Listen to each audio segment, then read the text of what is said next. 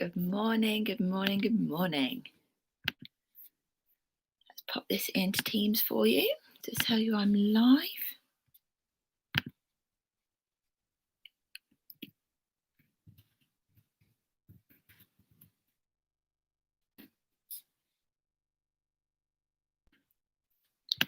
I do have my glamorous assistant with me this morning, Fletcher. Fletch, say good morning. Good morning, you nine. Good morning. He has been coming up every day to learn about the Cold War, so I thought I'd beat him to it this morning and say, right, come on up. Let's go. Hey. He's not impressed with the weather at the moment. I'm sorry I've come on a little bit early. Just thought I'd be kind of ready today and not leaving it a bit to the last minute. Plus, my dad is also teaching downstairs. It's what happens when you live in a house full of teachers. We all teach pretty much at the same time. And here it goes, I'm just a kid. This is what happens when you spend time on TikTok.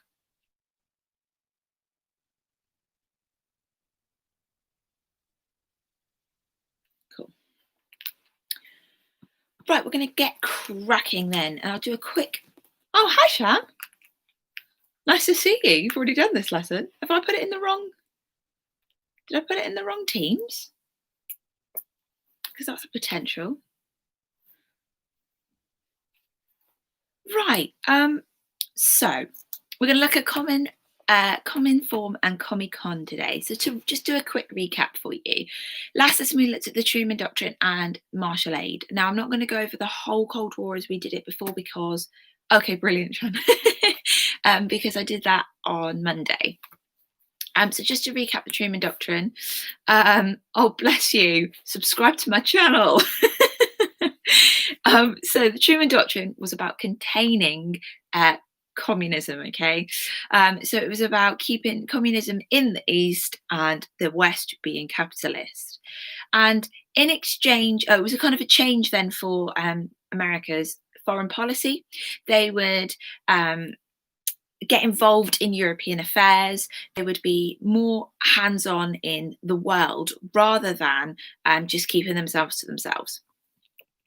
Now, martial aid is effectively then the financial backing of the Truman Doctrine. It is $17 billion worth of aid to be given to the Western countries to say, hey, look, if you support us, you will then get you'll get this money. Also, we would like you to invest in our businesses. But basically, you scratch our back and we'll scratch yours and help you rebuild after World War II. Now, as you can imagine, Stalin was not happy about this. Stalin felt that this was a real attack on communism and felt very threatened by the Truman Doctrine and by martial aid. So, of course, he has to come up with something himself. Now, that is why I'm going to get you to draw or create online a mustache and write what Comecon and Cominform are in there for me, because then you've got a nice little reminder. Now, Cominform is effectively the communist version of the Truman Doctrine. Straightforward so far. So it was set up in 1947, as I've written up here, to coordinate the communist parties in Europe. So it's effectively the response to the Truman Doctrine.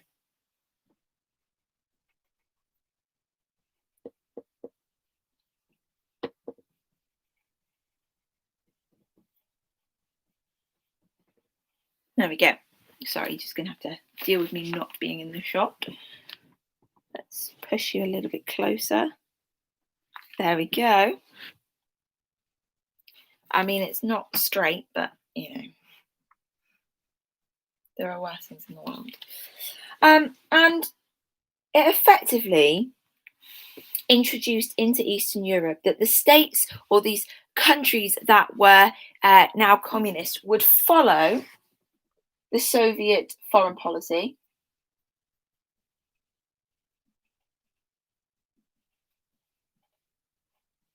Now, just a reminder that foreign policy is how countries deal with countries that are not their own. So Britain's foreign policy is how we deal then with countries outside of Britain, whereas domestic policy is dealing with things inside Britain. Okay, and these countries had to follow USSR foreign policy.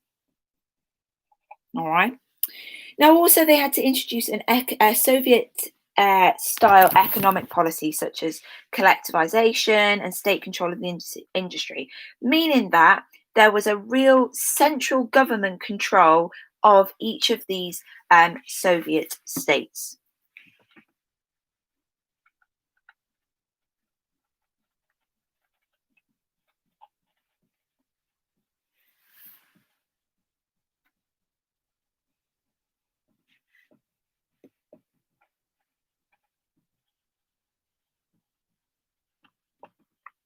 There we go. So it's, oh, you can't, that's better. So it's slightly darker, so you can actually read it now. So there was a Soviet control from Moscow, that's why I've written it there, of these Eastern European states. They weren't allowed to control themselves. Now, the Soviet Union used this organization to purge people that were not supportive. So I know it is a 18 film, but do I doubt that you've watched it? No. So that's kind of where the idea of the purges kind of came from, is they were very common in Soviet Russia. Is that Stalin would get very paranoid, and he'd literally remove, whether that was permanently by killing them or putting them in what we call a gulag, which is effectively the Soviet version of a concentration camp, to make sure that they had people that were doing what he wanted in line with him. So we've got like the response here, so the political response in Cominform. That's the exact opposite number to Truman Doctrine.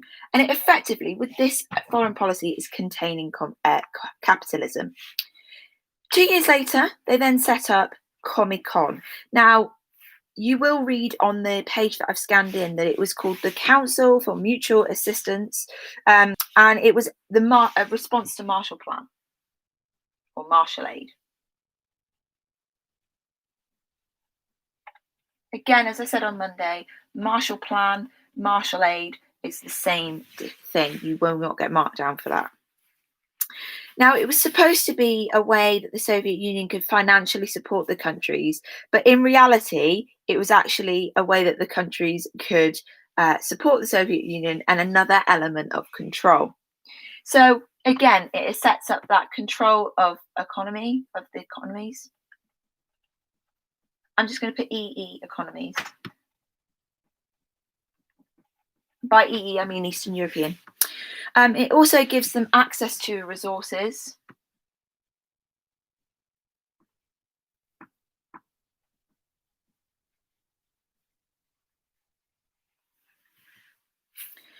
So, for example, if they needed coal, they could go to any of the Eastern European states under their influence and say, all right, we need some coal, you will give it to us.